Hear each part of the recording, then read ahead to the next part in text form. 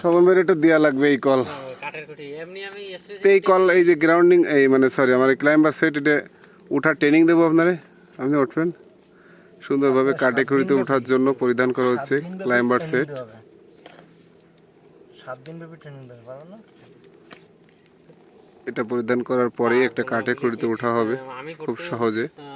এই যে দেখতে পাচ্ছেন সুচালো বুটের সাথে সুচালো একটা পিনের মতো, ওইটার উপরেই ঘন্টার পর ঘন্টা দাঁড়িয়ে কাজ করতে হয় একজন বিদ্যুৎ কর্মীকে। আপনি কাজ করতে যাবেন এতে বানিশ আনতে, আপনি কি 10টা রড নেবেন?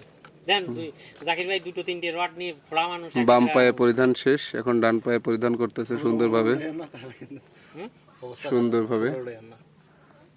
বুঝছেন আগে বানিশ আনতে টানতে লাগাইছে তো ব্যাগে দুটো রড নিয়ে যেতাম আর ইউএস নাটার মতন ক্লাইম্বার সেট যেটা ইউএস এর সেটা মোটামুটি খুবই ভালো মানসম্মত, কিন্তু এই যে ক্লাইম্বার সেটটা এটা আসলে পোল্যান্ডের, এটা খুব ভালো না। এটাতে মানে উঠা নামা দুটোই কষ্ট। যারা অ্যাভেলেবেল সবসময় উঠে নামে তাদের জন্য একটু সহজলভ্য, কিন্তু যারা দীর্ঘ 1 মাস 2 মাস বা 3 মাস পরে বা হঠাৎ করে একদিন কাঠের খুঁটি উঠে তাদের জন্য আসলে খুবই কষ্টসাধ্য হয়। ওই জন্য একটু পানি নিয়ে আসেন, বৃষ্টির পানি পড়লে।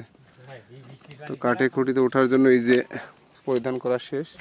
এই যে কাঠের খুঁটি কচু বাগানের ভিতরে বাঁকা আছে খুঁটিটা, তবে খুঁটির অবস্থাও খুব একটা ভালো না, পুরাতন খুঁটি। খুঁটিতে কাজ করা হবে হচ্ছে এই যে ট্রান্সফরমার আছে এটা X1 বুশিং লুজ, সেই সঙ্গে X1-এর যে কভার তার D12 সে তারটা রেড হট হচ্ছে, টেম্পারেচ হয়ে গেছে, তারটা আমরা পরিবর্তন করে দিয়ে খুঁটিতে কাজ করে দেওয়া হবে। পাশাপাশি যে আগাছাগুলো আছে এগুলো পরিষ্কার করা হবে। তো সুন্দরভাবে ছোটো ভাইয়ের ক্লাইম্বার সেট পরা শেষ, বডি বেল পড়তেছে, প্রয়োজনীয় মালামাল নিয়ে উঠে যাবে খুঁটিতে ইনশাআল্লাহ।